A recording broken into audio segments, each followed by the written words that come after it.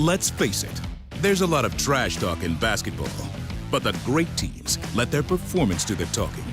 Like Ford F-150 with Pro Power on board, a class-exclusive industry-first feature that turns your truck into a mobile generator and leaves the competition speechless. Ford F-150, official truck of the Grizzlies. Greatness starts here at your Mid-South Ford dealer. Class is full-size pickups under 8,500 pounds, GVWR. Shinedown. Dance Kid Dance Tour. Live in Memphis. FedEx Forum, Saturday, August 30th. With special guests, Bush and Morgan Wade. Get tickets now at livenation.com. Shinedown, live in concert. For more, visit shinedown.com. So let's start with the Jaw 3, the graffiti.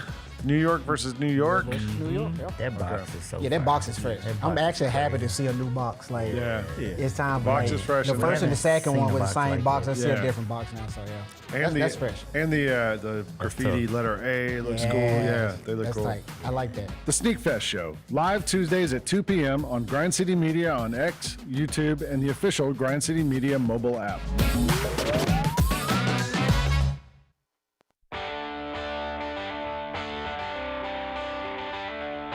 Live from the Built Ford Tough studio at FedEx Forum, it's the Gary Parrish Show, presented by Ortho South, on YouTube at Grind City Media and the official Grind City Media app. Now, here's your host, Gary Parrish.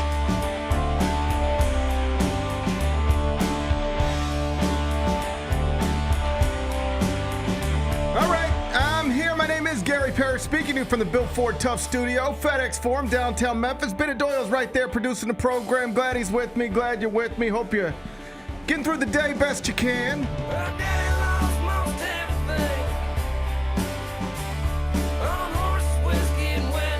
And Bennett, I sure hope you don't mind podcast competition because we got more. Just what we needed, more podcast competition. This time it comes in the form of Sophie Cunningham. You know her. Yep. She plays for the Indiana Fever. She has been labeled Caitlin Clark's protector. Well, she's got a podcast now, and she come out swinging. She's got words for the haters. She thinks a lot of you are dumb as F. We'll talk about it momentarily. First, though, quickly, let me set today's schedule for you. In the next segment, around 10:20, David Cobb's going to join me. He, of course, covers college football and college basketball for CBS Sports. He's a local guy who's in town now, so he's going to jump in studio with us. Plenty of stuff to talk with him about. David Cobb's going to be here in about 20 minutes. When I finish talking to David, we're going to take a break, come back, do 5 more things you need to know, at which point we will discuss 5 previously undiscussed stories, among them the American Conference is changing the way it handles its conference basketball tournaments, both on the men's and women's side. I'll tell you what they're doing. We'll do it in about 40 minutes. Former NBA All-Star Gilbert Arenas, oh boy, he's been arrested and charged with 3 crimes because of his connection to some illegal high-stakes poker games. He's facing possible 15 years in federal prison.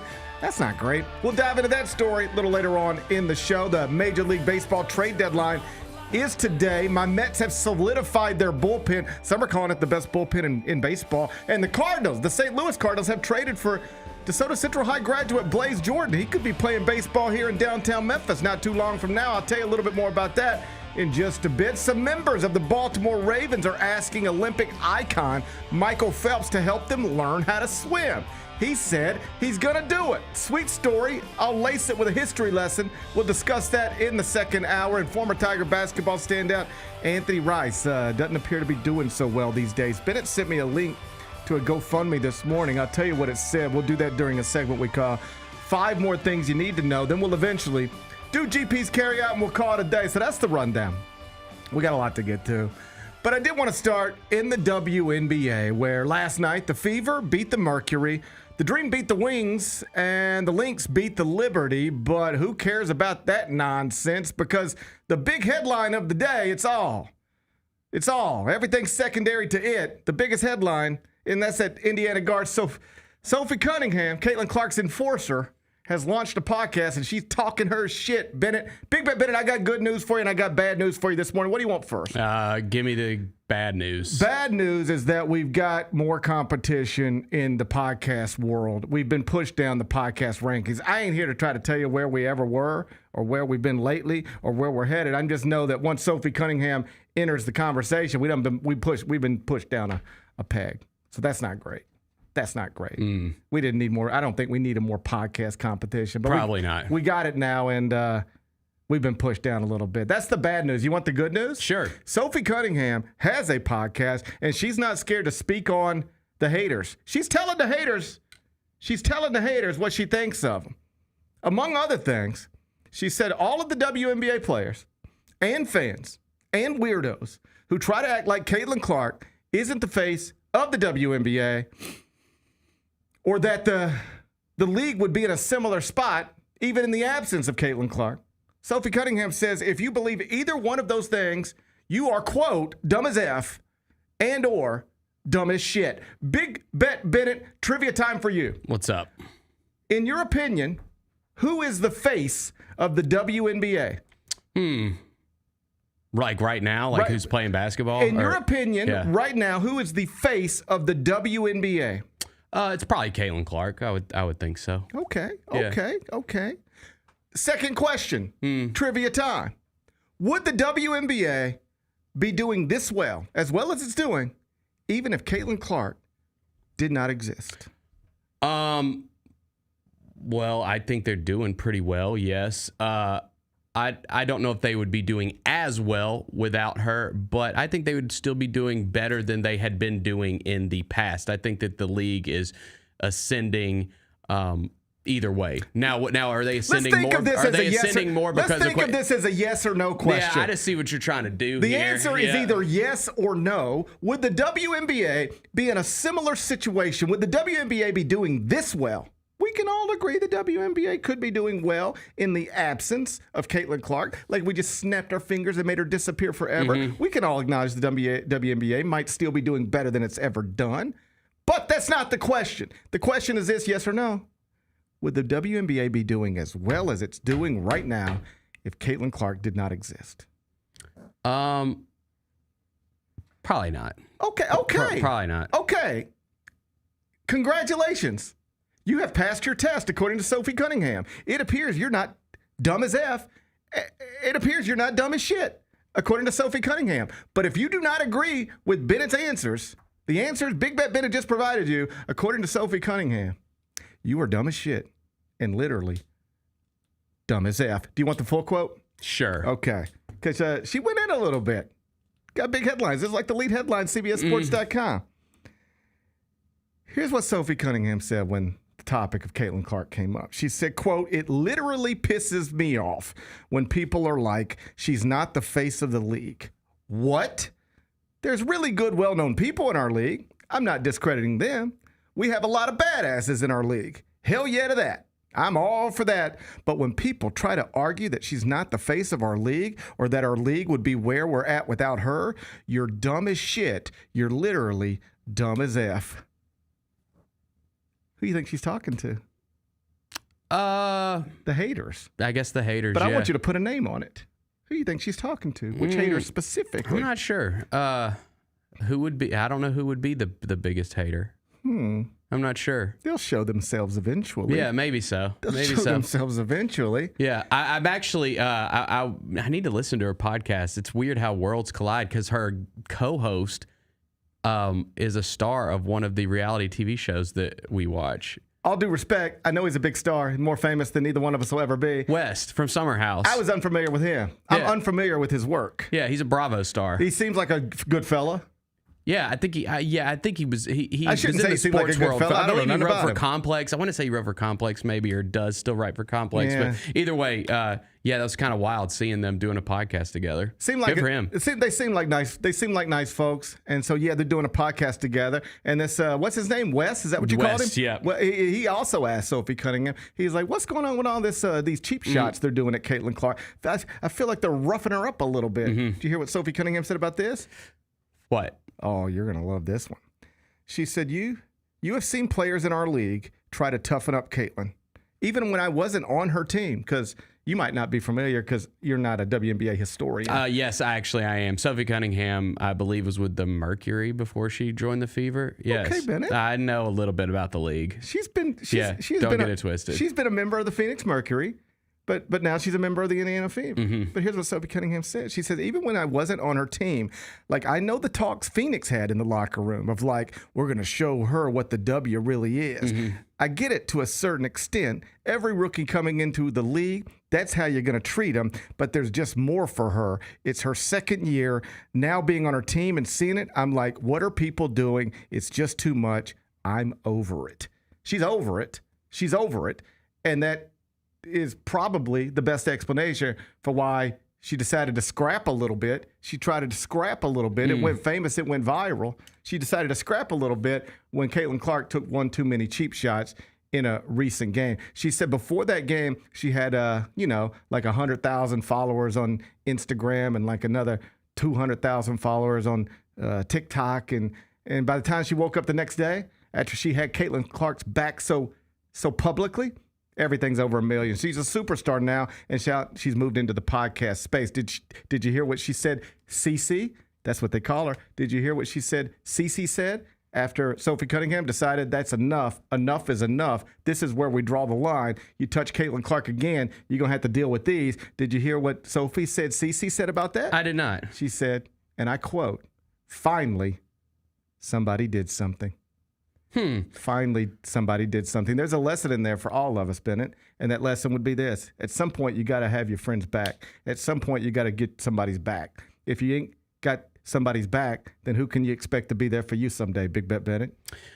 No, that's very true. I'm glad that she said that. Now, I will say, like, she's been roughed up a little bit, but if you watch the league, like everybody's getting roughed up. Not like this. Not according to Sophie Cunningham. I disagree with that. You think you know the league better than Sophie Cunningham. I disagree with that. You think you know the WNBA better than Sophie Cunningham? Dude, I'm watching games last night and people are getting thrown to the ground. Like I don't buy that. We've reached the point where Bennett thinks he knows the WNBA better than WNBA veterans. That's interesting. Yeah. No, I don't know. I mean, sure, she's been singled out in certain moments, but I don't think it's like unique to her. This league's pretty intense. Take it up with Sophie Cunningham. Okay. I'm not here to try to tell you I know more about the league than Sophie Cunningham. How could I? She's been a member of the Mercury several years. Yep. Now she's a member of the Fever. I don't pretend to know the league better than Sophie Cunningham. But according to Sophie Cunningham, I'll just tell you this. You're wrong. You're dead wrong. It's different with CC. That's what she says. Yeah. That's what she says. I've seen it with my own eyes. One cheap shot after another. I've seen it with my own eyes. Why are you denying what your eyes show you? Why won't you let your eyes see what it sees? Yeah. Sophie Cunningham says you're out of line here. You don't know what you're talking about. Okay. Enough is enough, she said. Enough is enough. This is all great stuff for the WNBA.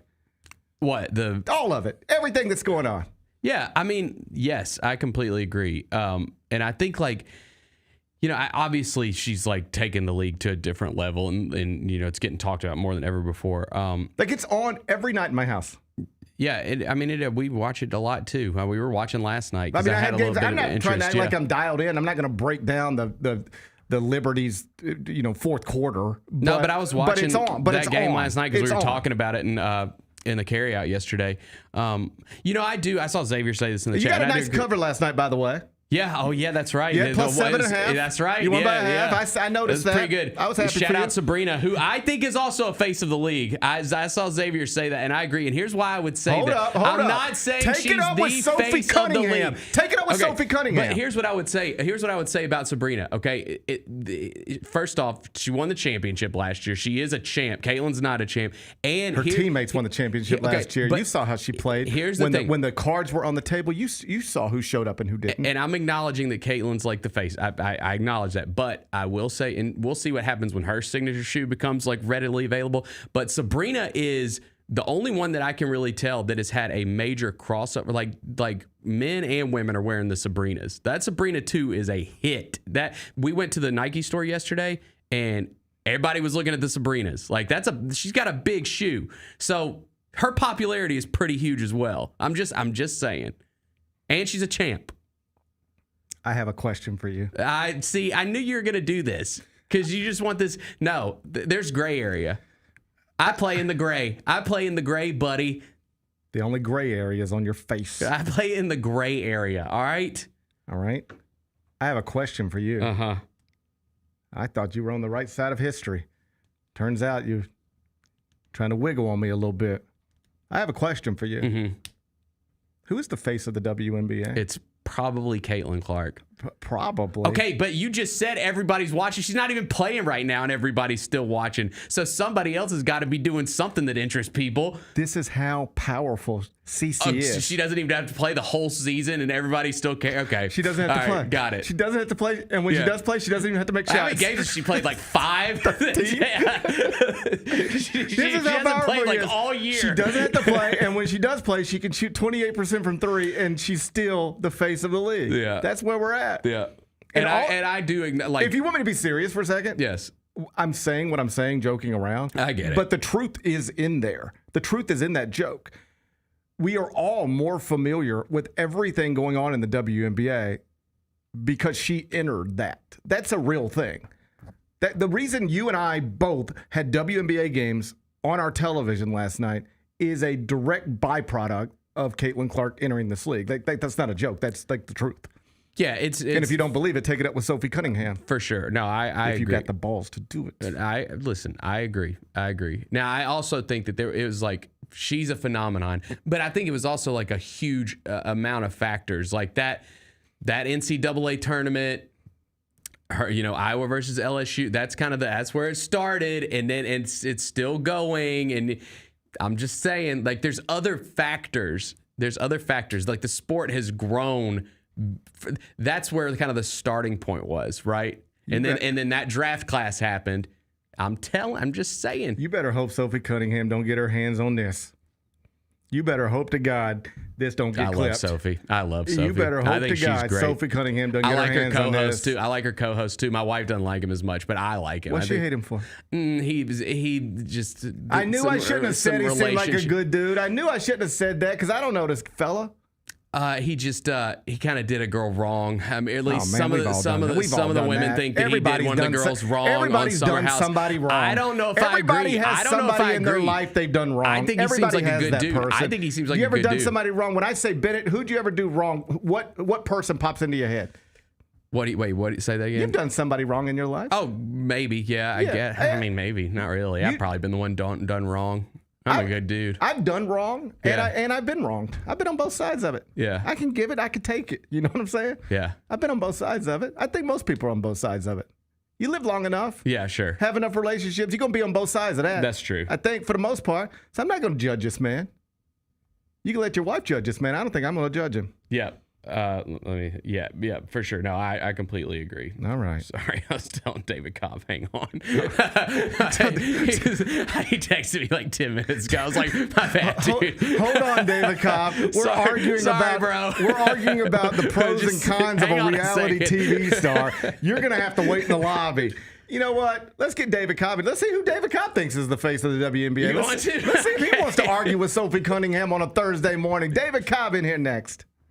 Let's check the over-under totals. Alabama, Georgia, and Texas all at 9.5. LSU, Ole Miss, Tennessee at 8.5. I love Ole Miss over the 8.5. I think Ole Miss can win 9. But Ole Miss, they're gonna lose to Arkansas week 3. But they could go 9-3. Like Ole Miss winning 10 games they always is always pull some like crap like that. Ole Miss winning 10 can seem a bit of a stretch, but they can win 9. They're gonna lose at Kentucky week 2. The Odds Couple, live at 2 p.m. on YouTube at Grind City Media and the official Grind City Media app.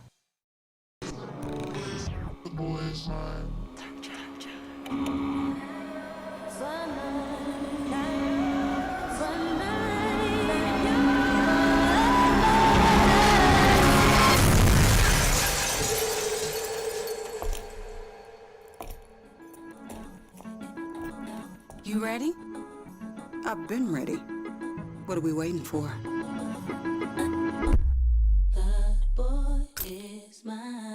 Kroger shoppers and Grizz fans. Want exclusive last-minute discounted ticket deals texted straight to you? Sign up with the new Kroger Buzzer Beater deal. Fans can sign up by texting Grizz to 636-479 or visit your local Kroger store in the Delta Division and scan the QR code.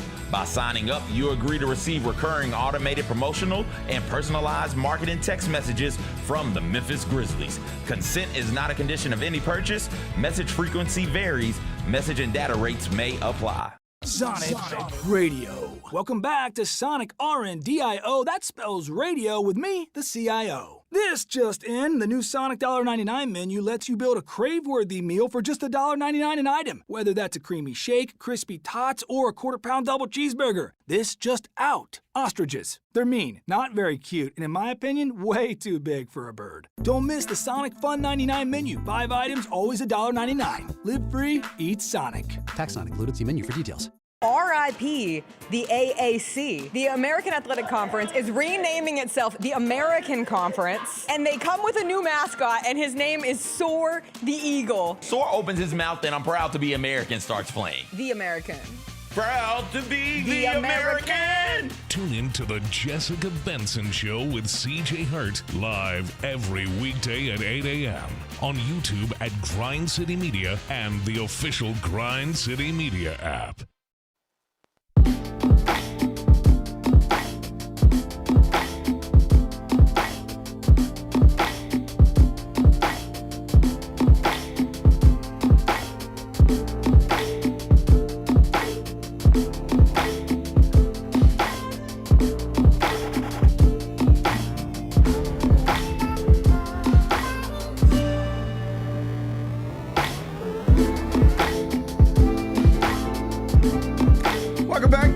Show presented by Ortho South. Beautiful view of downtown Memphis there, but you can't feel it. But I saw them with the weather app. It's going to be hot again today, Bennett. You surviving out there? Oh, yeah, I'm good. How'd you get your HVAC situation handled yesterday? That was a plumbing issue, not HVAC. No, I'm always dealing with something in these old houses. I saw the local news last night. I saw one of our local meteorologists on television last night, and they said, yeah, it's still going to be hot today. So, stay hydrated and be careful and all that stuff. But that next week they say, could cool off a little bit. Oh, beautiful. Could be. This is what I was told. This is what my ears heard. Next week, going to be about as good as it could get in Memphis in early August. Yeah. Now, that's not great. But next week, they said, it's going to be about as good as it can get in Memphis. Good. In early August. On that note, I saw Steph Curry and his beautiful bride. They were golfing yesterday, like in the Bay Area, somewhere in Northern California. And the video that went viral is like some little kid in a Steph Curry jersey. And, he's like clearly knows Steph Curry's there and is trying to get an autograph. And Steph drives up to him in his golf cart. And he gets out and he signs the kid's jersey and takes a pic, whatever he does. And the first thing I noticed, everybody else was like, "Oh, isn't that sweet?" And you know what I noticed? First thing I noticed, what? Steph had a hoodie on. He was playing golf in a hoodie yesterday in California. Just how nice it is to play golf in a hoodie. That sounds good. I'd love to spend today just playing golf in a hoodie. Yeah, that would be nice. Have the temperatures be at such a nice place where I can just play golf in a hoodie. And that is apparently what happens when you let your 8-year-old play around on your iPad. Mm-hmm. He now has people calling me on Roblox to ask if I want to join into their game. The answer is no. I don't have time right now. David Cobb going to join us momentarily. Yeah. If it sounds like we're stalling. I don't know. Yeah, I don't know. We need someone that can. Yeah. Look, there he is. It's David Cobb. Get in here. There's got to be a better way to do this. There's got to be a better way to get David Cobb into the studio than the way we did it today. I'm sweaty, Gary. Oh my God! You weren't sitting outside, were you? I mean, it's only 100 degrees out there. It really is 100 degrees. I got into my car yesterday at one point and it was 100, and then I got back into my car a little later on and it said 103. Like, it's just a ridiculous way to live. I will say I played golf anyway yesterday, so I can't say anything. I'm going today. Yeah, wait, yeah. But it's miserable. Yeah, you get a touch of breeze, you can tolerate it. Yeah. And also, if you play well, that helps a lot as well. Yeah, like the breeze with the cart and the cover of the cart can help, because I tell you this, we were on vacation last week and we were in the Bahamas, and it felt a lot like this. And you got to be kidding me. And we went and played mini golf one day, just me and the little boys. And so we're on that turf, and there's no cover. There's no breeze from a cart. There's no cover from... Wait. You're in a golf cart playing mini golf? No, that's what I'm trying to say. We were just exposed. We were just standing there exposed on the green turf of miniature golf. And that was, I think, more miserable than actually trying to play golf, because you had no cover whatsoever and no breeze whatsoever. That's probably Marcus Nelson calling you to get your dribble handoff submission in. I will tell you, honest to God, what it is. My 8-year-old has loaded some of his games on this iPad while we were on vacation, because the most important thing you can do on planes and connections and car rides from the airport to the hotel is like have things charged and put them in their hands so that they won't fight each other.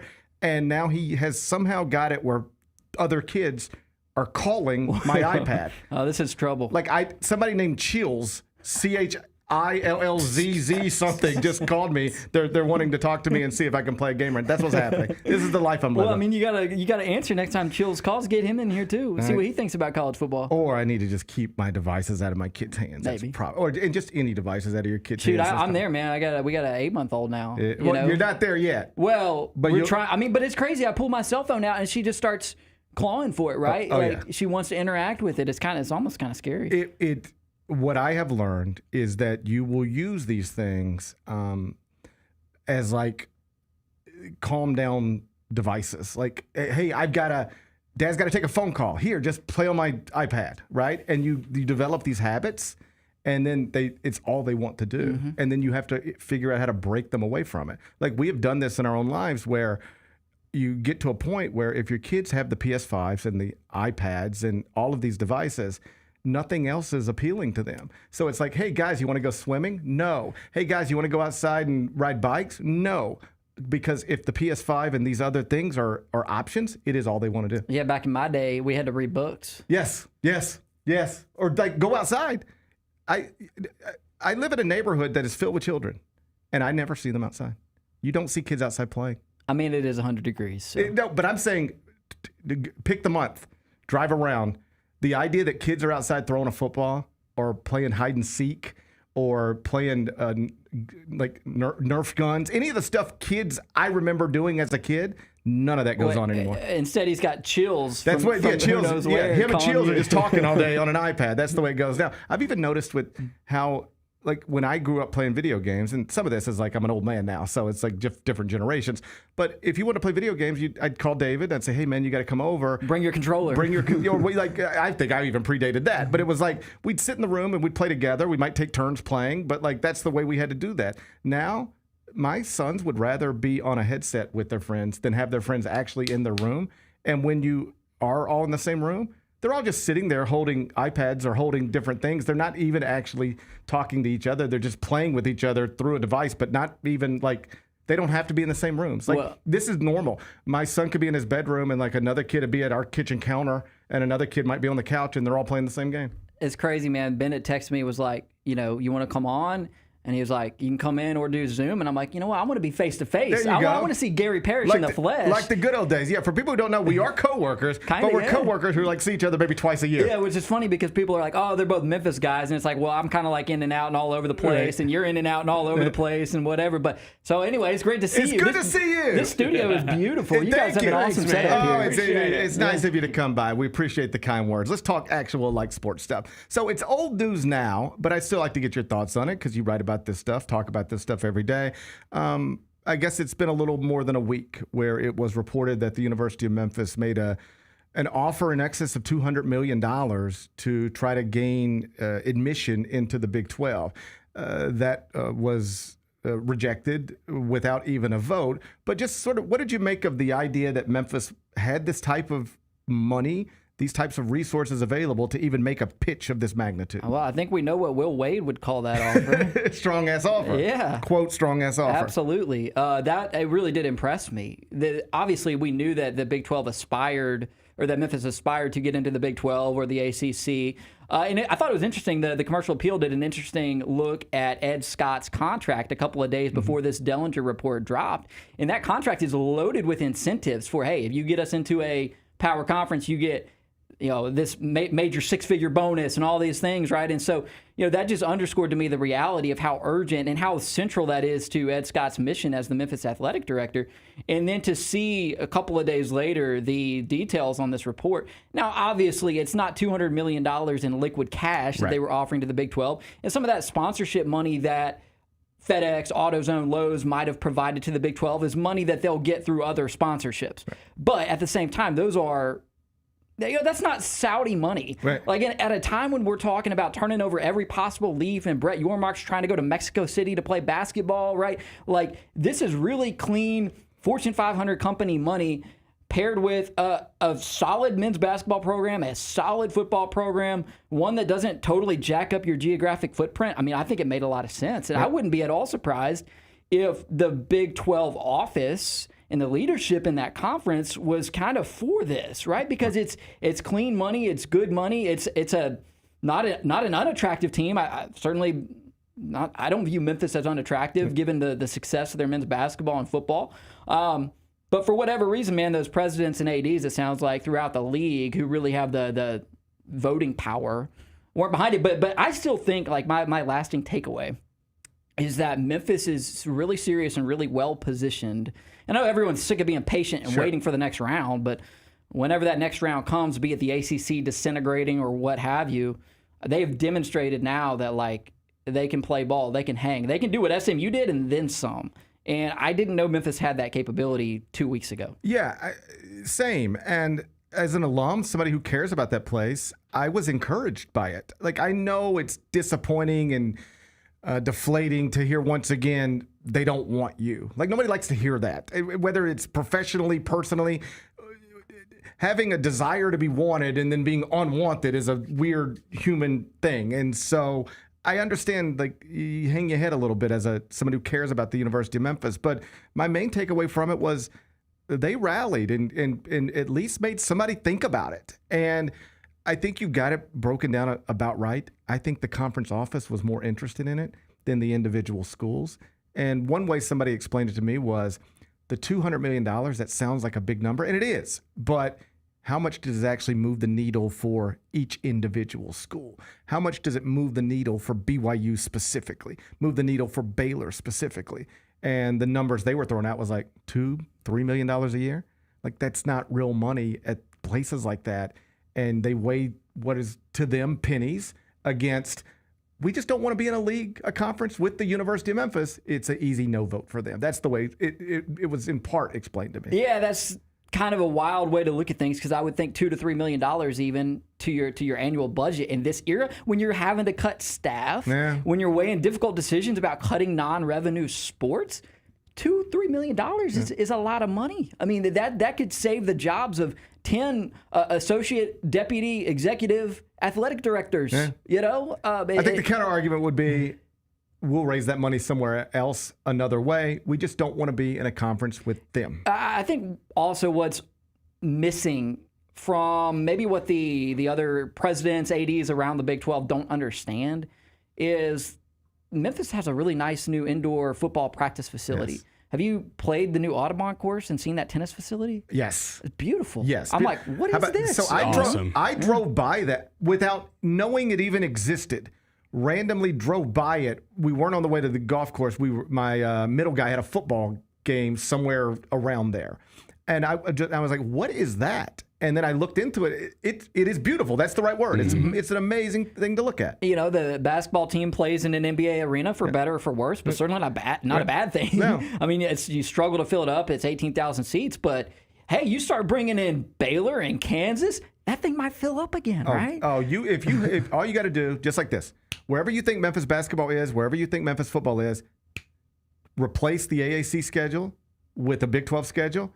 The arena is back up to getting 13, 14, 15,000 a game, and the football stadium is possibly packed every game. Newly renovated football stadium. So, and then not to mention, I don't know the specifics of all they've done on the academic side. Well, one, Memphis has a unique academic mission anyway, which is to serve and support the city of Memphis. So it's never going to be a university with just elite admission standards, right? That's not the purpose of the University of Memphis. It shouldn't. Exactly. Oh, and by the way, have you looked at Kansas State's admission rate? It's like the same, you know? So anyway, the academic mission, if they want to knock Memphis for that, I think that's a little bit of a misguided thing as well. Not to mention they've made a lot of strides on the academic side. So, yeah, it feels bleak right now. But my ultimate sort of takeaway or prediction, I guess, out of all this stuff with Memphis and realignment and the Big 12 rejection is that I think in the end they're going to end up in the ACC when the whole thing disintegrates. That's just a prediction, man. I think that is the most logical because if the Big 12's turning this down, it seems unlikely they're going to ever want you. I mean, that's the truth. And so you start looking at where else could movement happen, and it appears the ACC. I've thought this for a couple years now. Eventually, some of those ACC schools, I don't know which ones, but North Carolina, Clemson, Florida State, some of them are going to leave Virginia. And when they do, the ACC will need to replenish. Memphis will be the best option, and actually a totally sensible option because Louisville, Georgia Tech, they've been at Virginia Tech. Memphis has been in a conference with these schools before. These schools are not unlike Memphis in some ways. No, exactly. You mentioned I also think about Pitt. That's a city. Yes, that's a city. Louisville's a city. Pitt's a city. Right. It makes a lot of sense on a lot of different levels. Now, of course, if you have your Duke, your Wake Forest left behind, your Boston College, they might do the whole hold their nose about the academic Stanford. thing. Right, sure, Cal. You got that problem. But I mean, the fact that Cal and Stanford are in the ACC to begin with, let's not bring logic into the conversation, exactly. okay? Right. So, but I could see that. Like that would be my kind of soft prediction. 2030, 2031, I could see that coming to reality. The other thing I have talked to, in some cases, conference commissioners about, in other cases, network executives about over the years, is I think there's a real lack of understanding outside of Memphis of how much the University of Memphis matters in Memphis. Like in Houston, the University of Houston, it's there. And they'll go support Kelvin's basketball team. Yeah, they weren't talking about Houston basketball on the radio, though, before Kelvin Sampson got there. No. And you can talk Tiger basketball 12 months a year in this market if you want to.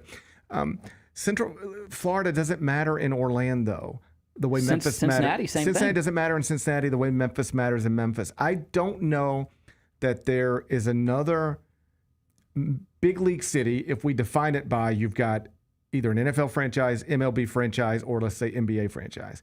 I don't know if there's another city that falls under that category that cares about the local university athletic department as much as Memphians care about the University of Memphis. And I think that's something that people who aren't from here and haven't lived it have a hard time grasping. Yeah, for sure. So we've been kind of in the Middle Tennessee area recently, and I listen to a lot of sports radio over there, and they talk Titans 90% of the time. That's right. And they've got an SEC institution within their city. They have probably hundreds of thousands of Tennessee alums living in their metropolitan area, and they talk Titans. Right. Memphis is unique in that way. Yes. Let me ask you about a less fun Memphis-related story. Sincere Parker, who was a transfer from McNeese, he was back in court earlier this week. He's facing an assault charge stemming from an incident between he and what I believe is now an ex-girlfriend. According to his attorney, and I guess according to the University of Memphis, there's been no official change in his status. He's still a member of the program. He's still in the practice facility. And the attorney has at least suggested he believes that the University of Memphis is going to allow Sincere Parker to play, even if this case is unresolved, in the context of, he didn't say this, but it more or less is innocent until proven guilty. Two-part question.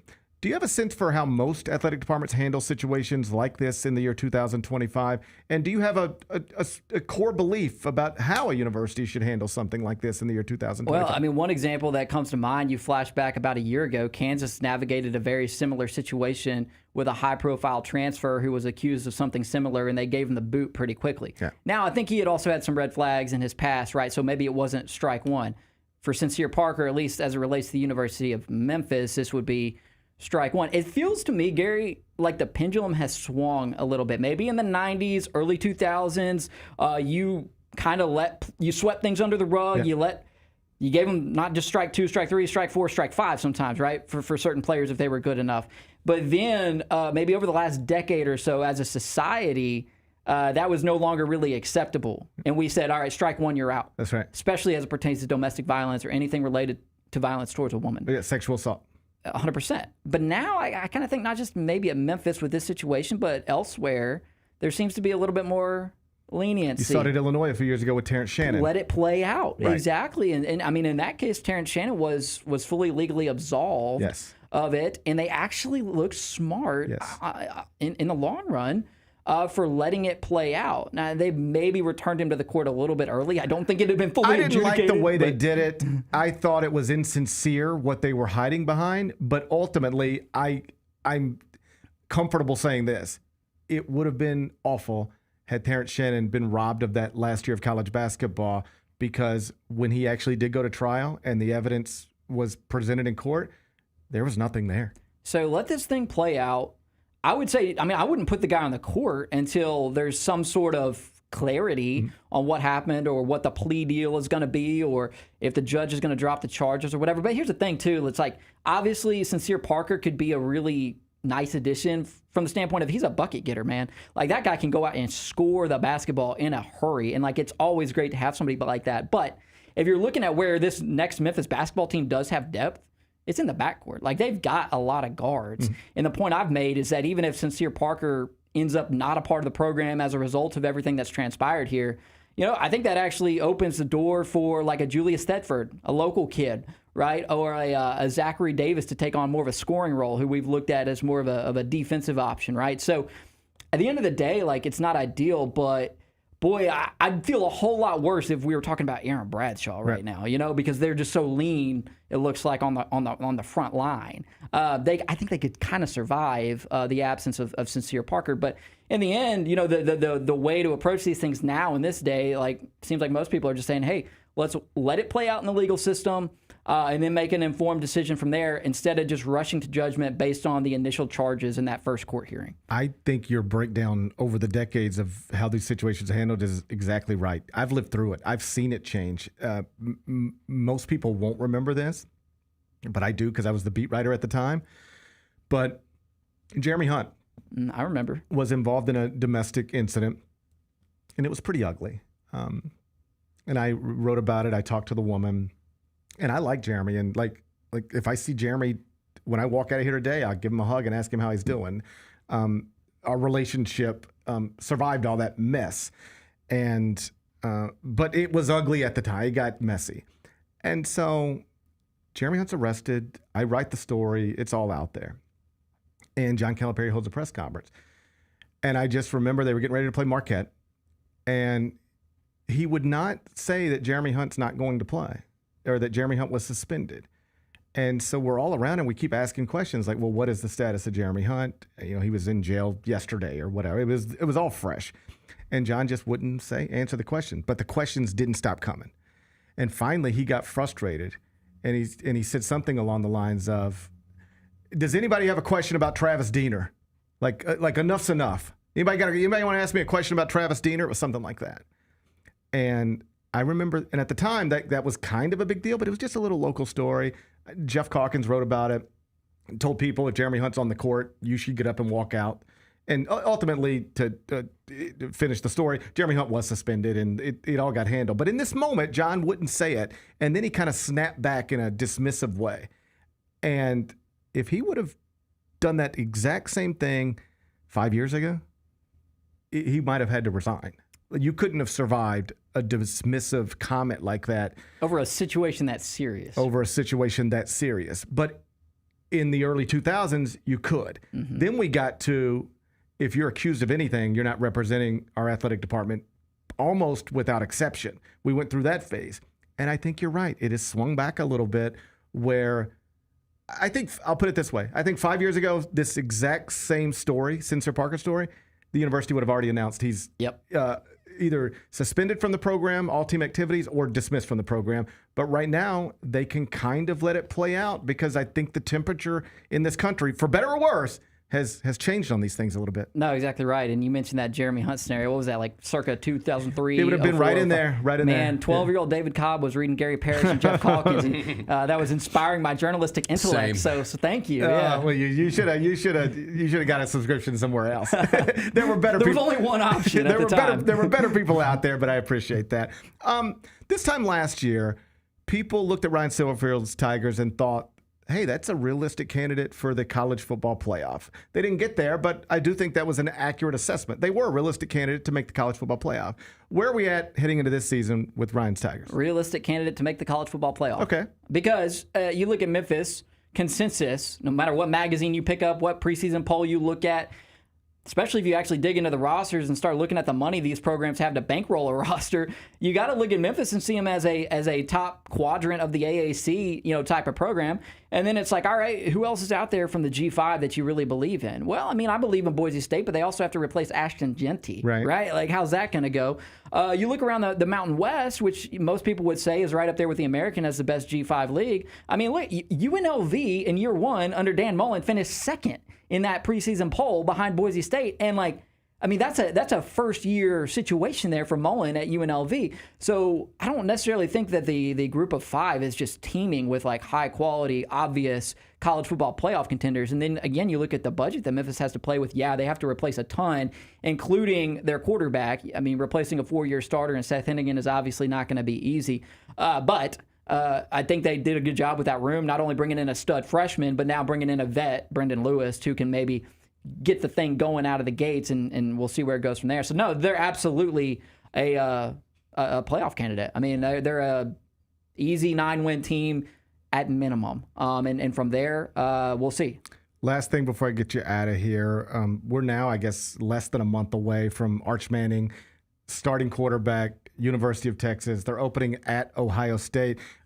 Coincidentally, at Peach Jam, I happened to sit down with Jake Diebler, who's the Ohio State basketball coach. And two things. One, on Aaron Bradshaw, he said he thinks he's going to be great. Like, he's going to benefit from dropping down a level. Right. And that he'll just be able to physically overwhelm most of the bigs he has to deal with in the American Conference. So he was enthusiastic about where Aaron Bradshaw's career could go from here.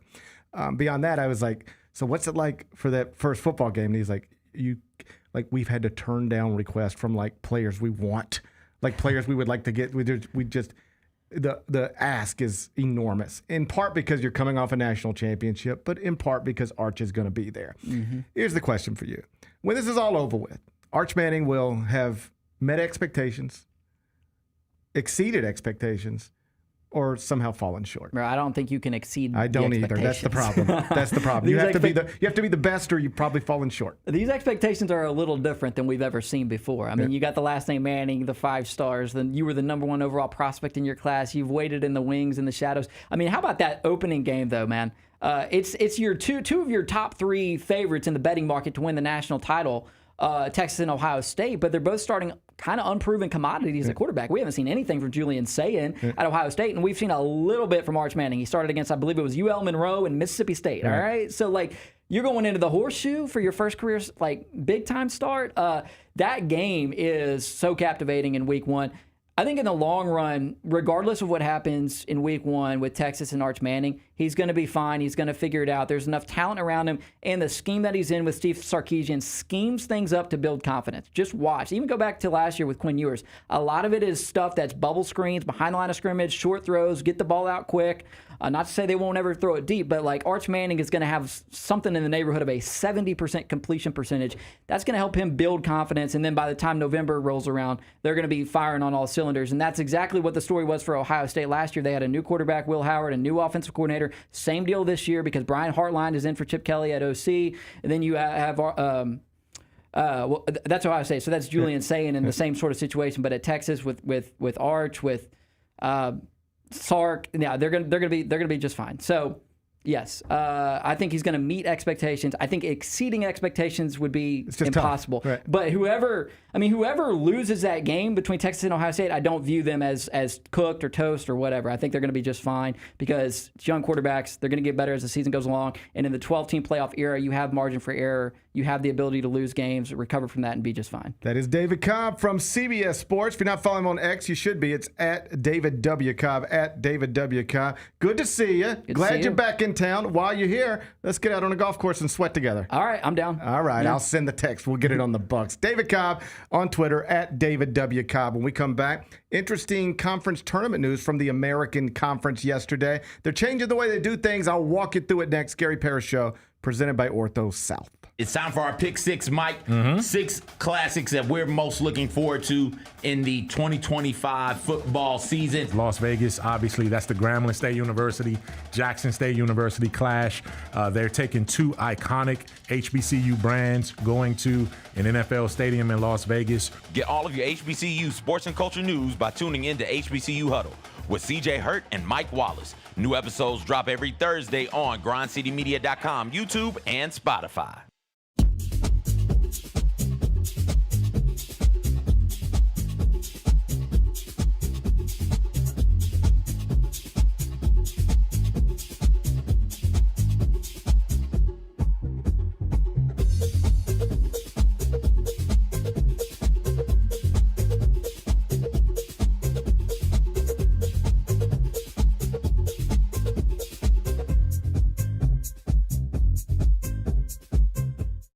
seen the Grizz line jamming on the court and rocking out on Beale Street, and this is your chance to join the best drum line in the NBA. Grizz line entertains Grizz Nation at home games and events in the Mid-South through their impressive techniques and energetic shows. If you have experience in drumming and marching and love entertaining, Grizz line is the perfect opportunity for you to combine percussion and performance. Open auditions are Saturday, August 9th at FedEx Forum. Sign up today by visiting grizzlies.com/auditions. Shinedown. Dance Kid Dance Tour. Live in Memphis. FedEx Forum Saturday, August 30th. With special guests, Bush and Morgan Wade. Get tickets now at livenation.com. Shinedown, live in concert. For more, visit shinedown.com. You get to the main event, and you hear the crowd. There's some rumblings in the crowd. Here we go. They say, "We want truth." I love how John Cena said when they were chanting, "We want truth." You can't handle the truth. There you go. I loved it. He takes the knee off, boom. Takes the mask off, boom. And it's our freaking truth. God, man, he cost John Cena the match. Tune in to Grind City Wrestling weekly on the Grind City Media app and on the Grind City Media YouTube channel.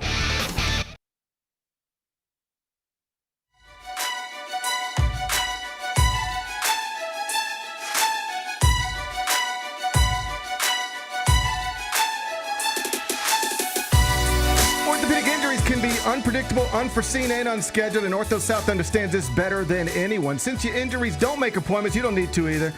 And that's because Ortho South welcomes walk-ins during the weekdays, in the evenings, and even on Saturdays. So next time an unforeseen injury makes an unscheduled appearance in your life, visit orthosouth.org to find your nearest urgent care location. Just walk in. And Ortho South will take care of everything, especially you. Learn more at orthosouth.org. That's Ortho South. At orthosouth.org. Now I got 5 more things you need to know. Number 1. The American Conference is changing its conference tournament format. What's going on? Well, Bennett, once upon a time, all you had to do was be in the American Conference. And you're in the tournament. You get to be in the American Conference tournament. Yep. Not so true anymore. Okay. Only taking the top 10 teams. Only the top 10 in the league standings advance to the American Conference tournament. Only the top 2 seeds will get double buys, and those double buys will take you directly into the semifinals of the conference tournament. If it sounds familiar, it's a little bit like what the West Coast Conference has done for years in a way to better protect Gonzaga and St. Mary's. And that's among the reasons this is sensible. First off, you don't need all these teams playing in the conference tournament. Nobody cares about them. It's just basketball games you put on TV that nobody wants to watch. And no one's there for East Carolina versus Tulane or whatever. So, like, it just looks bad. Get them out of here. Right. Just the visual is bad. The expenses connected to it, unnecessary. Like, if you can't finish top 10 in the American, you stink. So, like, just be glad your season's done after your last regular season game. So, shrink the field, fine with me. Beyond that, the reason it works or the reason it's beneficial is because going forward, the American, more often than not, and perhaps without exception going forward, it's going to be a one-bid league. And what you want to do, if you are more likely than not, more often than not, going to be a one-bid league, is try to protect your better teams as long as you can. Because ultimately, by putting the best team in your league into the NCAA tournament, you have, by definition, a better chance to win an NCAA tournament game, or 2, or 3, or 4, or take it wherever your imagination can. And those victories are worth millions of dollars for your league. So the downside of letting everybody in, hey, if you play in the American, come to the conference tournament, is you start setting them up against your better teams, whether it's North Texas or Memphis or UAB, whoever it's going to be. And every game you play, you are at some risk of getting knocked off by an inferior team. So limit the exposure. That's what the WCC has done with Gonzaga and St. Mary's. They limit their exposure. Those 2 schools are going to finish top 2 in the WCC more often than not. They get pushed straight into the semifinals, often opposite each other.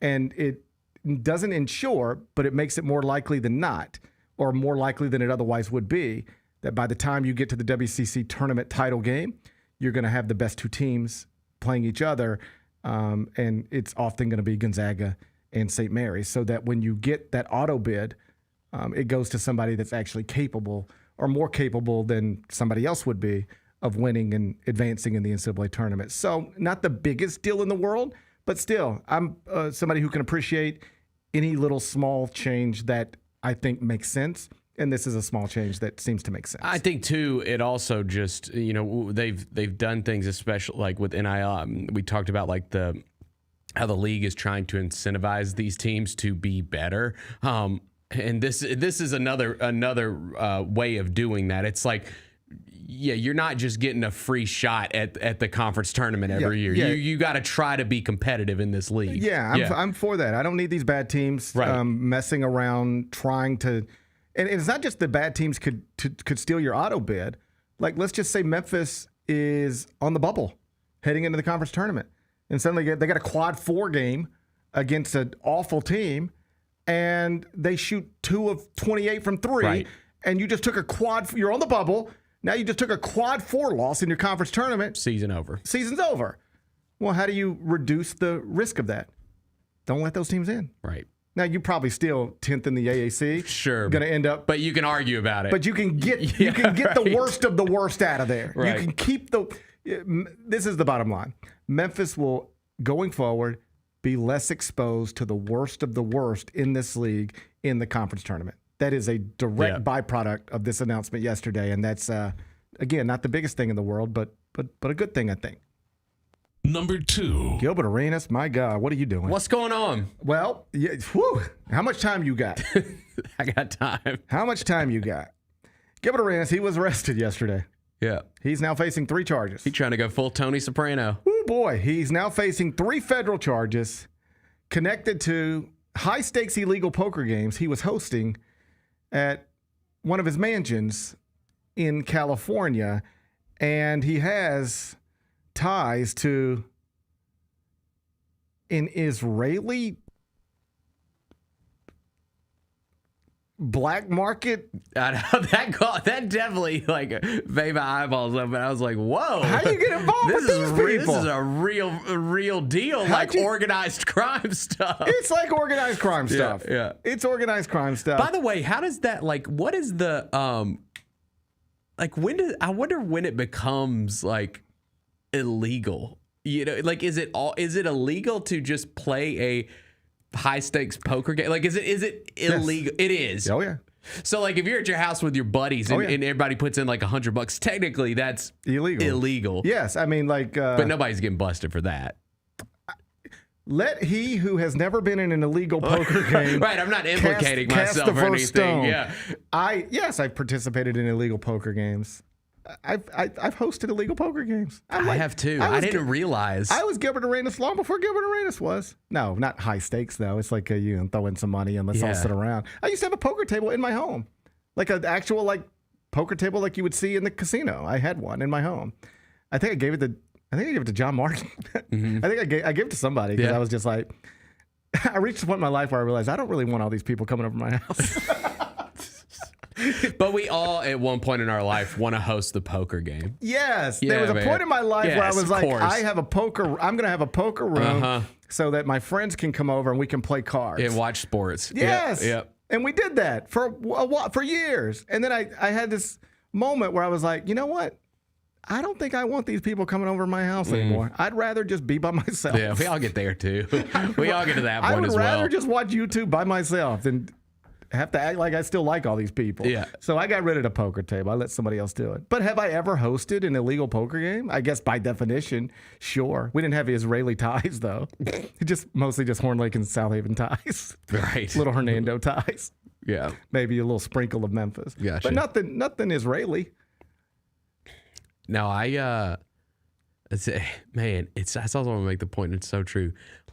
Every time he is because he's been doing he's been pretty big time with you see Gilbert Arenas everywhere with the podcast he stuff. Was maybe in line to get an NBC gig right in the NBA. And And then going back to his NBA career, like he was a borderline all-star kind of guy, and then the gun incident. He started bringing guns into the locker room. Yeah, and it's just like, yeah, every time he's like right there, he messes up like this. Yeah, seems like he might not be a good decision maker.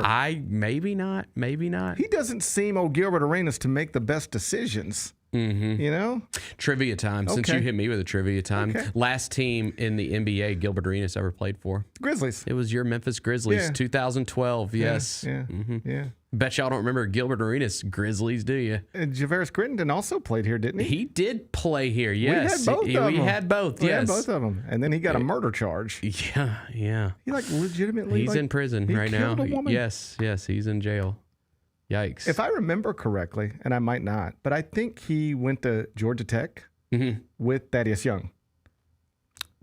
That makes sense. Same timeline. Yeah, that makes sense. I feel like I have a memory of being in a Georgia Tech locker room after they beat Duke, and it was Thaddeus Young and Javaris Crittenden. I could be making all of this up, but I believe I was quoting Javaris Crittenden, and because he said somebody in the Georgia Tech locker room, I think it was Crittenden, said something along the lines of, yeah, you just get out, you think it's Duke, and that's all you ever hear about. Then you get out the court with them, and it's like, man, they're not that athletic. Man, they can't really move like this. Like that, you're just like, wow, they're not as good as us. It was like a totally true quote, but not the type of thing Georgia Tech wanted coming out. I just remember having to deal with that, like the SAD the next day, and he's like, well, you can't be quoting him like that. I'm like, that is what he said. What? Like, we got into a real fight. I got into an argument with the SAD about it. He said it. I was like, it's on tape. Yeah. And he's like, yeah, but I think you were leading him. And I was like, come on, man. Like, I'm not going to have this conversation with you. I've been asking questions for a while now. I do what I stood in front of him, I asked questions. This is what he said. Yep. I quoted him. I was like, is he telling you he didn't say these things? He's like, well, no. I was like, then why are you calling me? I already got rid of my poker table. I don't really want to talk to people. Right. I don't really want to talk to people. Trying to disconnect here. I'm trying to disconnect from people, and here you are calling me, wanting to talk about this stupid story. So Gilbert Arenas, he might not be the best decision maker. Evidence being this. You know what one of the charges is? Lying to federal authorities. That'll get you. But you just can't do that. That'll get you. Because the thing is when something like this gets busted, they already know everything they need to know. 100%. Yes, right. They are asking you questions to see what you'll say. Yep. They already know what the answer should be. Yep. They ain't trying to find out. By the time they sit down with you, they ain't trying to find out anything. No. All right? They already know what they need to know. Now it's just, do you want to get an extra charge or not? Right. Do you want to get an extra charge for lying? He chose yes. It's been a rough, seriously, year for the family. His son was involved in the Tesla accident. Car caught on fire. Oh, my God, that's right. His son was going to USC. Yeah. Survived that. Yep. The video was scary. Very. Yep. It was like a young man in a burning vehicle, and some good Samaritans who happened to hear the accident, pulled him out of there, saved his life. And so he survived that, thank God. And then he just tore his meniscus. Yeah, man. So, wow. and now his dad's facing 15 years, maximum sentence of 15 years. He might do federal prison time. Damn. Let he who has never played in an illegal poker game cast the first stone. Yeah, I mean, I think that's but true. I never got into these types of stakes. Nah, I think this was a different kind of poker game than the one I was running. Yeah, I don't think the feds are chasing every high stakes poker game. I hope not. If you keep reading the story among the things, look at this. Oh God, you scared me. Get out of here. What is going on? All right, get out. We're on there. Scared the shit out of me. He just came in. He's out of control. He just came in like a shooter. Yeah, he's out of control. What in the world was going on there? Yeah. So, Gilbert Arenas, this is what I was trying to tell you. Yes, what happened? If you read the whole story, there's also a part in it where it says they also hired young women to serve drinks, offer massages, and spend private time with the poker players. So, you want to set a few hands out and maybe get some private time upstairs. It sounds like you might have been running a whorehouse on some level as well. I don't know if the technical term is whorehouse, but you get the point. That's Let he questionable. That's questionable. Let he who has never been involved in a high-stakes illegal poker game cast the first stone. It ain't going to be me, all right? It ain't going to be me. But it is Gilbert Arenas, every time one of these other dudes gets in trouble, like he's laughing at them on his podcast. He's just goofing on them nonstop. Right? Yeah. I know. That's the thing. Like some other guy gets busted. Like Malik Beasley gets busted. Everybody. Yeah, like Malik Beasley gets busted for gambling, and Gilbert Arenas is on his podcast like, that's stupid, stupid. And now look, he has Israeli ties. Damn. And he lies to the feds. It's tough, man. Yeah, he might have fumbled here. He might have fumbled because, like you said, like I think he was definitely in the running for being a part of that NBC thing. He was one of the names that was tossed around. He's entertaining. He's a good talker. Yes, he is entertaining. There's no doubt. Like I watch his clips all the time. I see him every time they pop up. I watch. Yeah. I find him entertaining. Like a lot of these former players are like actually like really funny and like good on microphones. Gilbert Arenas is. He's entertaining. Jeff Teague is hilarious. Mm-hmm. I'll sit there. I made Kelly. I mean, this probably doesn't speak well of me, but I had Kelly one night in bed just watching Jeff Teague videos with me. And she didn't have any context for who Jeff Teague is or Jeff Teague. Anything about it. He's so funny. But he's just funny. He's just dude. I know he had to backtrack because the thing is like as soon as that I saw somebody say he got in trouble for something. Did he get in trouble? It was the LeBron thing. He said LeBron was doing steroids. He said LeBron. Dude, if you have ever listened to Jeff Teague say anything, like as soon as I saw that quote, I was like, he's joking around, and he had to like come out and apologize because everyone was like, Jeff Teague said LeBron did steroids. Okay, yeah, no, I knew that, and then I saw somebody say he got in trouble, and I never connected those dots, but that makes sense. He said something along the lines of like they never tested for HGH. Then they started testing for HGH. Yes. And Bron disappeared for 3 weeks. Right. And came back skinny. That's what he said. Yes. And whether that's true or not, here's what I can tell you. You talk to people in the NBA. I'm not saying that's true. I have no idea. How would I know? I gave my poker table to John Martin. How would I know? That's right. Yeah. All right. So I have no idea. But if you talk to people in the NBA, that idea is not unique to Jeff Teague. He ain't the only person who thinks something. You better be careful, bro. Jeff Teague is not the first NBA player who has ever thought there might be some funny business going on. Okay. Yeah. I don't. Not me. I don't subscribe to that at all. Not me. I don't even like. I don't even like people talking about our king like that. Yeah. Keep our king's name out of your mouth. Yeah, I don't like it. If I'm not clear enough, let me be clear. I don't like it. I don't like that at all. I don't like people talking about our king like that. But I've heard other people talk about our king like that. It always makes me uncomfortable. It makes me really uncomfortable. But I've heard it. Yeah, I've heard it. Anyway. Best of luck to Gilbert Arenas, or do we care? Do you want to wish him luck? I don't want to kick a man when he's down. Dude, do you want to wish him luck? If the boys can't sit around and play a little poker, like, what are we doing? What are we doing? Can we just sit around? I mean, why can't we sit around and play high-stakes poker? Well, because, A, it's illegal. B, you've got possible prostitution going on. I mean, there's a lot of reasons if you want to get honest about it. Why is it illegal?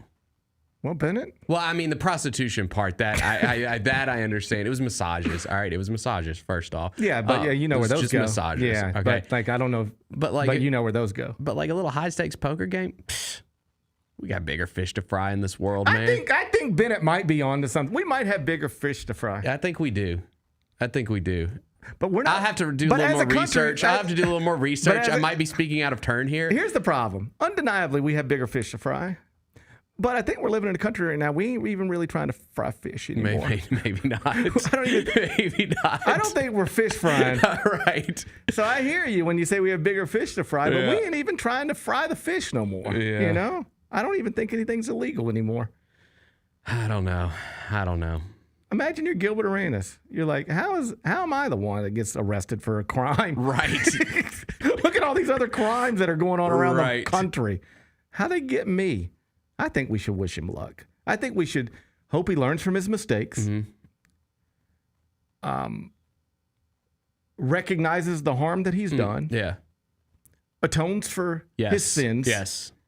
And comes out of this better for it. I mean, I always root for former Grizzlies, except that one guy. But for the most part, I think for the most part. Yep. So let's hope he comes out of this okay. Let's hope he learns his lesson. Good. All right.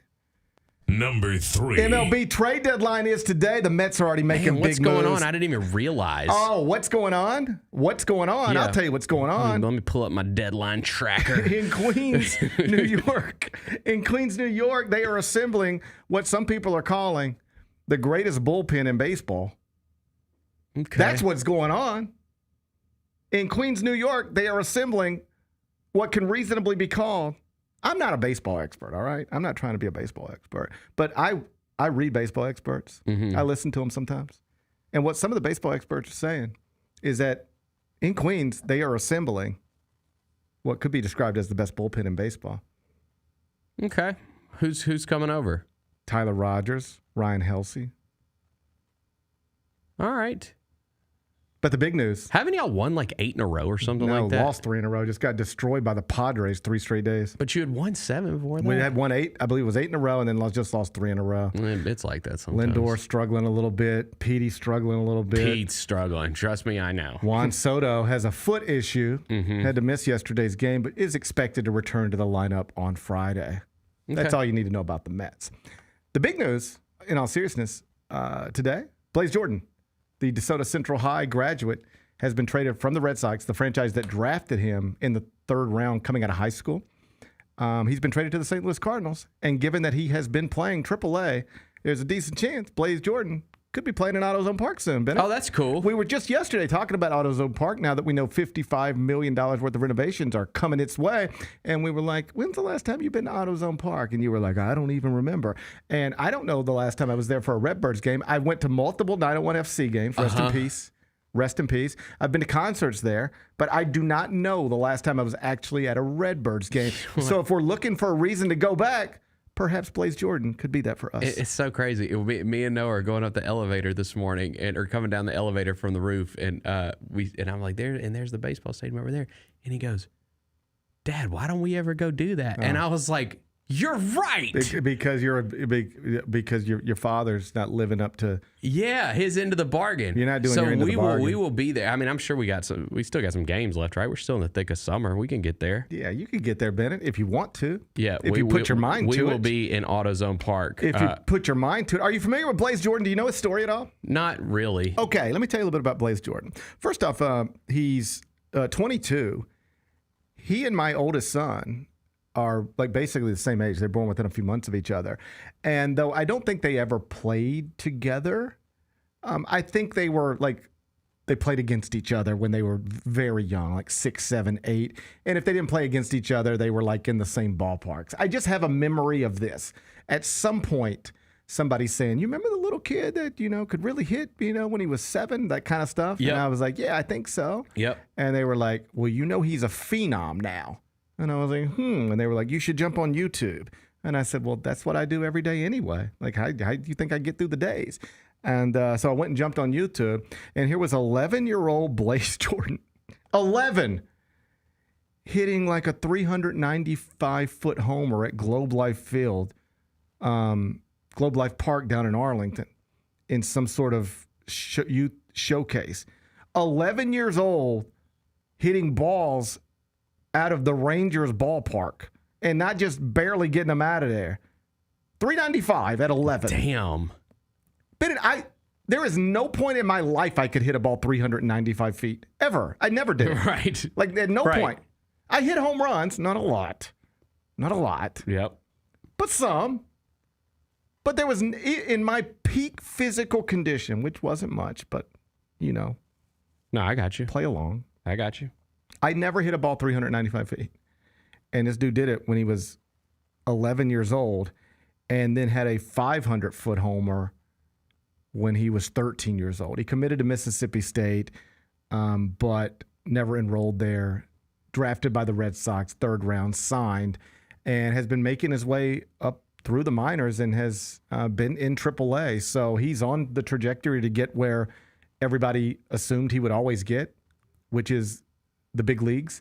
And based on the news from today, the last game he plays before he eventually goes to the big leagues, it could be in a Redbirds uniform. And obviously his high school is the same high school that Austin Riley attended. It's on Getwell in South Haven. Oh yeah, like the baseball is like incredible. DeSoto County. Oh yeah, It's crazy. Well, there's a kid at Lewisburg I told you about who, his little girlfriend lives a couple houses over from us. Like we've known the family. They've been our neighbors for 15 years, however long we lived there. And he was drafted, and is now deciding whether to go to Vanderbilt or start his professional career. There's another player at the University of Memphis who graduated from North Point High, which is where our young kids go to school. He was drafted like in the 14th round by the Mets. I believe he's going to go back to college as opposed to sign with the Mets. But there's another local one. The young man from Houston High School that Vernon had in studio, obviously he's on a trajectory that's pretty incredible. And, Austin Riley's already been an MLB All-Star, and here's Blaze Jordan on his way to the big leagues, like from the same little high school down there. So there's tons of baseball talent in the area, and a lot of it in DeSoto County. And Blaze Jordan's got a chance to be one of the best, if not the best. And you could see him playing in downtown Memphis at some point soon. Number 4. Neat little story involving the Baltimore Ravens. Did you see this? No. Okay, so the Ravens, a handful of players, decided to jump on social media, and they're in a pool, and there's like 5 of them, let's say, and they're all participating in the video, and they more or less say into the video, "Hey, Michael Phelps," because he's from the area and is a Ravens fan, I believe, and they're like, "Hey, Michael Phelps, do you know 1 out of 3 Baltimore Ravens cannot swim? Can you come help us learn to swim?" And one player has said, "I didn't know he was actually going to post it. And even if he did, I didn't know that we'd get a response." But Michael Phelps actually responded to it and said, "I'm in." And so that's cool. He's a huge Ravens fan. At some point soon, Michael Phelps, arguably the greatest American Olympian of all time, is going to be teaching Baltimore Ravens how to swim. And I don't know if the 1 out of every 3 Ravens thing is an accurate portrayal of who can and cannot swim on that roster. But the whole thing did remind me of a story I remember reading. I think it was back during the 2016 Olympics about the racial disparity between swimmers in America. And it was all connected to Simone Manuel, who in 2016 at the Rio Olympics became the first Black American woman to win an individual Olympic gold in swimming. And part of her story was the work she was doing to try to improve what is an undeniable racial disparity in swimming in this country. Simply put, white children swim at a much higher rate than black children. And in this country, black men and women and children drown at a much higher rate than white women and men and children. The statistics on this stuff is undeniable. So you start asking why. Do you know why? Well, first off, when it comes to swimming, how did Simone? I would assume it starts with access to pools, okay, so back in with Jim Simone Crow Manuel, era. so Yeah. these are 2 different conversations. With Simone Manuel, if you're wondering, so really it's 2016 at the time, and we've never had a Black American woman win an individual gold in swimming. Why is that? Some of it is just like tennis, just like golf. Access to the sport. You don't have access to it for a variety of reasons. So that's why Simone Manuel was the first. Why it took till 2016, because broadly speaking, people who look like Simone Manuel don't have access to pools, certainly competitive swimming pools, any more than people who look like Simone Manuel don't have access to the country clubs and golf courses and tennis clubs and that kind of stuff. All of this is supported by undeniable data tracing back decades. It's why Tiger Woods is such a big deal. It's why Serena and Venus was such a big deal. But if you're wondering how these statistics connected to just who can swim in this country and who cannot swim in this country, who drowns in this country and who does not drown in this country, if you're trying to understand why that is the way it is, it is tied to segregation all the way back to an obviously ugly time in this country. What's interesting, because I went back and read the story again last night just to refresh my memory. There was a point in time in this country where not only was there no tangible difference between the percentage of swimmers among Black Americans and white Americans, Black children and white children, there was a point in time where Black children actually swam at a greater rate than white children. And that was in part because of community pools. And like every major American city had pools all over the city, and everybody would swim in these pools. Well, at some point, old racism kicked in or escalated or something. And broadly speaking, the white people started moving out of these communities and building little neighborhoods and having little neighborhood pools. But guess who couldn't move into those neighborhoods? And then guess what happened to the city pools? They closed. They stopped being funded. Yeah. They stopped filling them with water, and then they just filled them with concrete. Yeah. They ceased to exist. All right? So suddenly you live in a country where white children are, in many cases growing up around pools, and Black children are not. And suddenly you have a generation of people who have no access to water. Not only pools, but lakes and beaches and all the stuff that other people might have access to. You have no access to it whatsoever. So you have an entire generation of people, not without exception, but largely growing up unable to swim. Now, what happens when you're an adult? You can't swim. Your husband can't swim. Your wife can't swim. You have children. What's your biggest fear? They're going to get close to water, and if something goes wrong, you can't help them. Right. Because you can't swim. So what do you end up doing? Not going into the pool. Don't get them anywhere close to water. Right. Don't you get close to the water, because if something happens, I can't help you. So you have another generation of people growing up don't know how to swim. And that is how these numbers get so separated. It really is tied to that. And so just maybe totally disconnected from what we're talking about here with the Baltimore Ravens. But when I saw this story, because in the video, the majority of the people in the video are Black men as opposed to white men, it just made me think of like this Simone Manuel story and exactly why this is still a true thing in the year 2025. So little history lesson. I'm not a history major, but a little history lesson there. And then just beyond that, it's just nice to see Michael Phelps get involved in this way. And now some football players who were probably children when they were watching Michael Phelps become that's wild to in that say. moment, Man, damn. the most famous Time flies. athlete in the world. And now they're going to be in a pool with him at some point soon, learning how to swim. That's pretty cool. It's a good story. I like Phelps. He's a Baltimore legend, man. He's a Baltimore legend. Yeah. He's an American legend. Yeah. He's an Earth legend. He is. Let's call Michael Phelps an Earth legend. Yes, he is. All right. Number 5. Now to a not so great story. Bennett, you sent me this one. Oh, yeah, man. It's a GoFundMe that was linked by Leon Taylor, who is on X at Leon Taylor 1983. So if you're trying to find a link to this, that's where you would find it, at Leon Taylor 1983.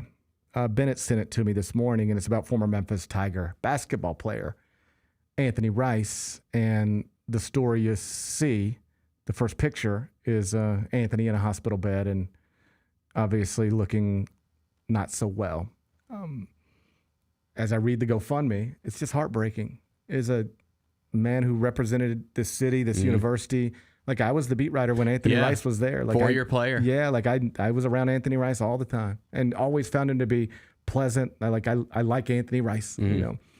And he's just living his life. He played a little bit of professional basketball and I believe had worked with AT&T. He's raising children and doing everything you would want a former Tiger basketball player to do. You know, these stories aren't always great.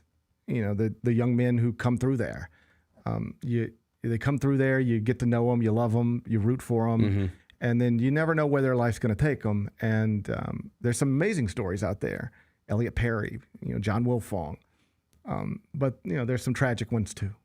And so Anthony Rice was one of the good ones, man. He was living a life, raising kids, family, by all accounts, doing well.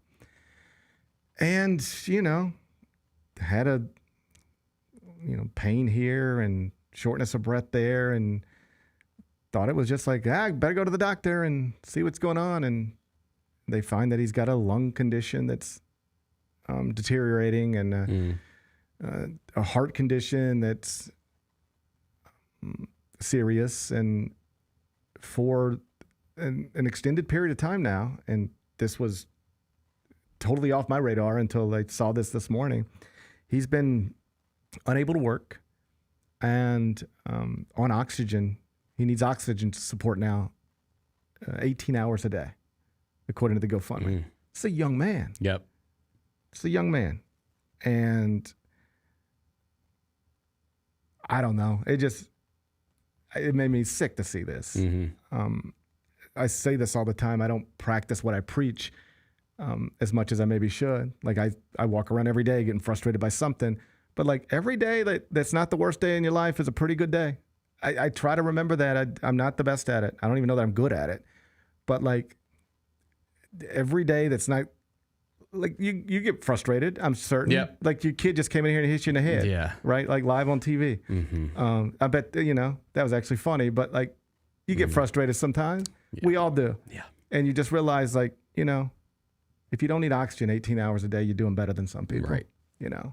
And so if you can figure out a way to let some of that other stuff slide off of you, you'd be better off for it. I'm still a work in progress. It's still very much a work in progress. But I don't need stories like this to remind me of that. But when these stories hit me in the face, it does remind me of that. So please, if you can, or if you're just interested in the story, go to Leon Taylor's page on X/Twitter. It's at Leon Taylor 1983. He linked the GoFundMe there. You can read a more detailed explanation for exactly what Anthony Rice is going through. But, as a city, we like to think of ourselves as people who, take care of Tigers forever. Yeah, rally around these guys. That's right. We like to think of ourselves that way. I don't know that it's always true. Right. I don't know that it has ever been entirely true. But I do know there's a lot of people here who like to think of themselves that way. And so just here's a former Tiger who clearly needs our help. If not, nobody would be asking for it. And so if you are capable and compelled to do so, again, you can find the GoFundMe on Leon Taylor's X page. It's at Leon Taylor 1983. Be back with GP's Carryout. What is the biggest Summer League accomplishment so far for this Grizzlies team? Tuomas Isalo filling out his coaching staff. The Ryan Saunders hiring was essential. It was big time. You have a veteran NBA voice there. Hey, Grizzlies fans, be sure to tune in to Grizzbeat, where the panel and I break down all things Grizzlies and take a look at the rest of the NBA as well. The show is live every Wednesday, 2 p.m. on YouTube at Grind City Media and the official Grind City Media app.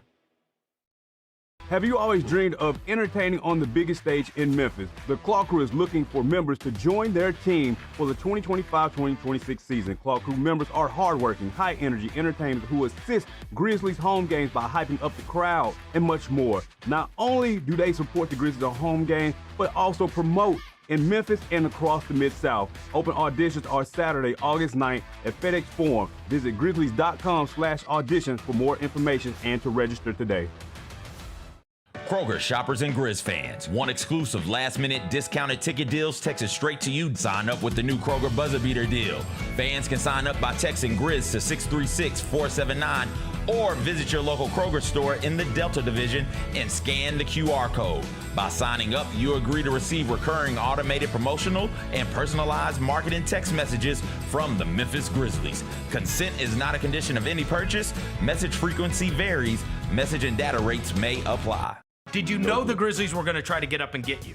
No, I have no clue. I thought the Grizzlies loved me when I worked out because it was like super fun and everything was, just natural. We were just having a conversation. It wasn't like said, what's your favorite color and, like all that stuff. What's your favorite color? It wasn't interview. First date type vibe. Yeah, it wasn't interview questions. It was just like, hey man, how you doing? Like, and it was just real easy to talk to him. It was real easy to talk to Coach Thomas. The Chris Vernon Show, live on weekdays at noon on YouTube at Grind City Media and the official Grind City Media app.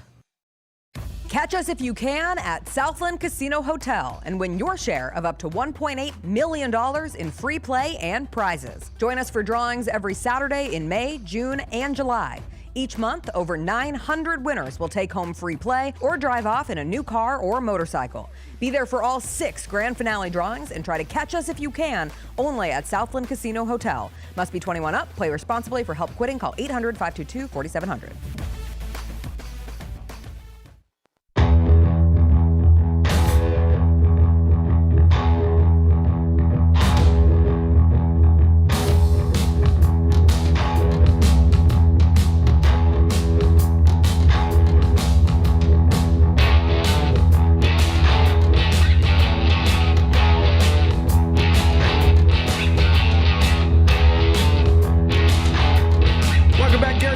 Presented by Ortho South. Let's wrap this up with GP's Carryout.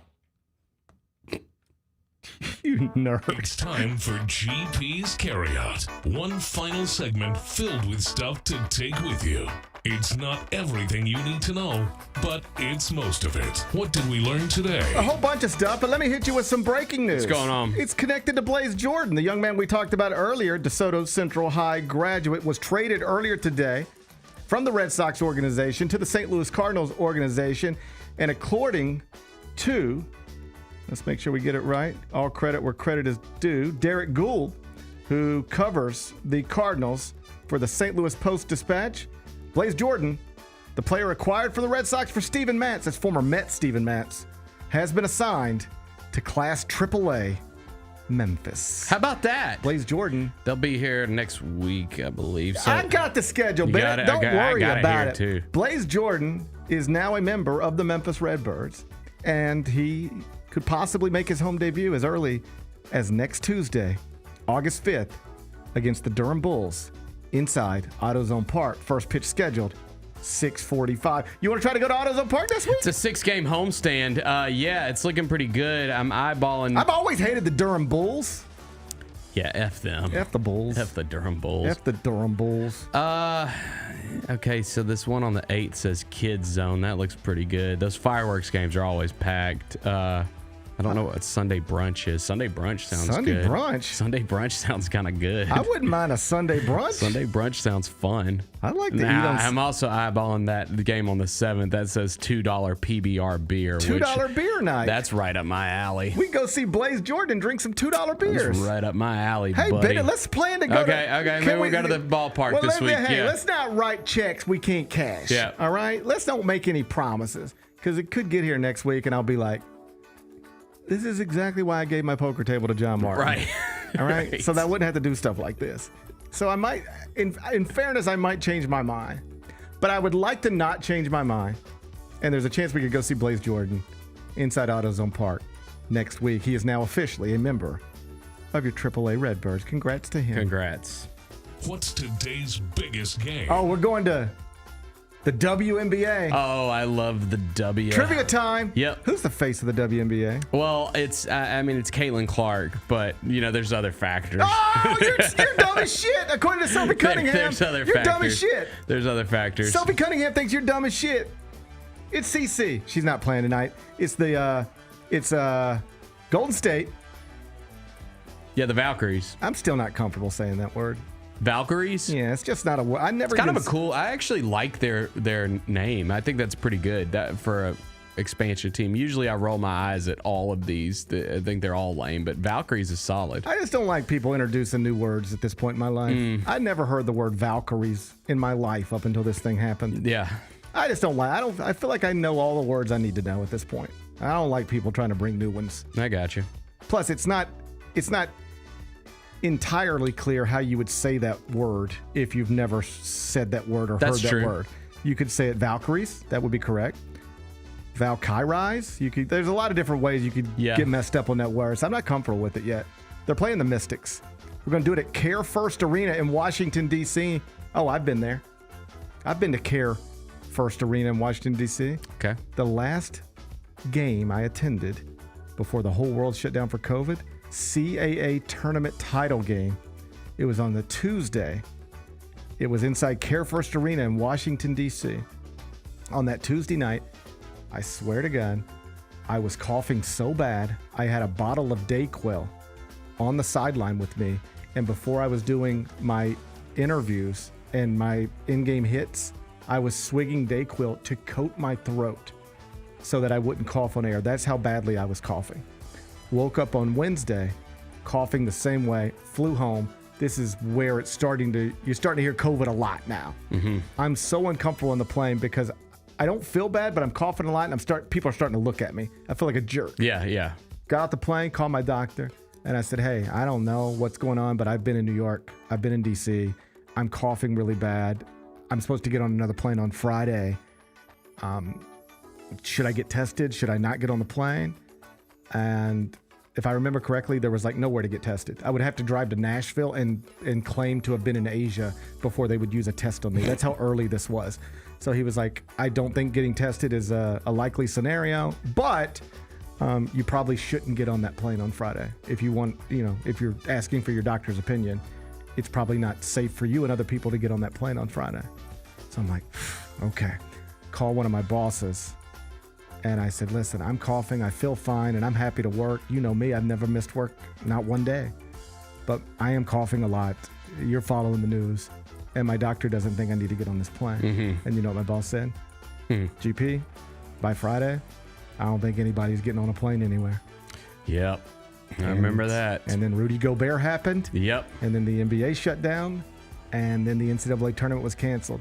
And on the day the NCAA tournament was canceled, all this stuff is starting to come down. I remember Kelly and I went to brunch and actually had this conversation. Do you think this is the last time we'll sit in a restaurant for a while? And it was like, maybe. I guess it's starting to look like it might be. And it was. Yep. It was. So anyway, that's the only Care First Arena story I have. Valkyries and Mystics, 6:30 Prime Video.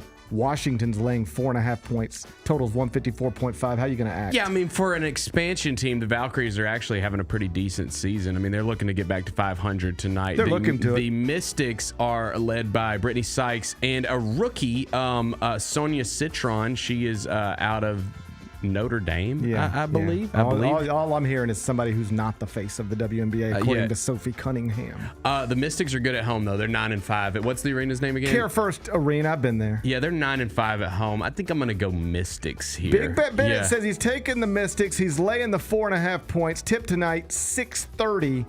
You can watch it on Prime Video. What are we watching on TV? Have you watched this Billy Joel documentary on HBO? I have not. Lang brought it up last week, and he said it was pretty good. I'm not the biggest. You're about to take shots. Yeah, I'm not the biggest. You don't like Billy Joel? No. You don't respect the piano man? I respect him. Oh, I for sure respect him. Yeah. I'm just saying, like, it doesn't sound like am I like a big fan of his music? It's okay. He's a legend. He is a legend. He's a piano legend. He's the piano man. No question about it. I'm just you're just asking me, like, would I pay like a lot of money to go to a Billy Joel concert? I would not. Do you know my least popular opinion on something like this? Where everybody holds this person up as the standard. And I'm like, I'm not arguing with you. I know he's great. You're going to say something that's really going to piss me off. I know he's great. Yeah. I can respect the songs. I understand the craft. I'm not arguing with it. But it ain't from me. Who? I don't care. Say it. Bruce Springsteen. I knew you were going to say that, and you are so wrong. I'm not arguing with you. And as someone who's like a big singer-songwriter fan, like that does not compute to me at all. It doesn't. It's just not. No. I know all the albums. I never put them on. I've seen, and I know what somebody's going to say. Well, what if you've seen him live? I've seen him in concert. Amazing. I haven't. It's bucket list for me. I really hope to see him at some point. He did a free concert at the Final Four. Yeah. 10 years ago, a long time ago. It was in Dallas, if I remember correctly. Yeah. But just like Final Four has these big concerts every year. And one year it was Bruce Springsteen. And so I've seen Bruce Springsteen. Take that back. I respect him. That. And I'm not ever trying to argue with somebody who's like, Bruce Springsteen's the best. I'm not interested in the argument. Yeah. Just not for me. I just don't care. The new movie that's coming out that Jeremy Allen White's in, Deliver Me. Yes. I think Deliver Me from Nowhere. I think that's what it's called. But it's about the making of the Nebraska album, which is one of my favorite albums of all time. I can't wait to see this movie. Yeah, man. I love the Boss, man. Listen, most people, I respect their music interest. Love him. This is not one of those deals where I'm like, and if you like Bruce Springsteen, you're an idiot. Yeah. People with way better musical taste and ears and all that stuff than I love this man. Swear by this man. Put him on the Mount Rushmore. Just not. Yeah. That's exactly how I feel about Billy Joel. Yeah. Okay. It's fine. It's the same thing. So anyway, I respect and get it. Like what? But it's just not for me. We turned it on last night. I was like, finally. I was like, Mets had a day game. What else we gonna put on? I was like, let's watch this Billy Joel documentary. We got through the first episode. It's good. It's interesting. Okay. He's at he was not quite an overnight success. It took a minute. He was not. Yes. Took a minute. And like one of the big storylines early on is he like quite literally stole his best friend's wife. Tough. Yikes. Tough situation. But didn't Eric Clapton do that to I think a lot George Harrison? I think a lot of people have done that. Yeah. I think that's happened to quite a few people over the years. I think that's happened quite a lot. Yeah. Particularly in the music industry. If I can't move you, maybe this will. Approval rating on Rotten Tomatoes, what do you think it is? I'm gonna say 95%. 100%. They love music documentaries. They're all ranked pretty high up there. This is good. It's good. Okay, I'll check it out. 100% on Rotten Tomatoes, and I enjoyed episode 1. Billy Joel documentary. You can find it on the HBO Max app. What's the best thing we've read? Well, if you want to keep up with the Major League Baseball trade deadline, you can do it. They've got a running blog on the homepage, cbssports.com. So whether you're a Cardinals fan, Braves fan, or a New York Mets fan, everything that's happening, it's going to be right there. Go to the homepage, cbssports.com. What's on tap for tomorrow? Well, tomorrow's Friday. That means Jessica Benson going to sit in studio with me. So I'll chop it up with Jess and get ready for the weekend. Should be a fun show. Looking forward to it already. Enjoy the rest of your day. I'm going to enjoy mine. We'll meet back here tomorrow at 10. Till then, be careful, be kind, be good. Rep your hood.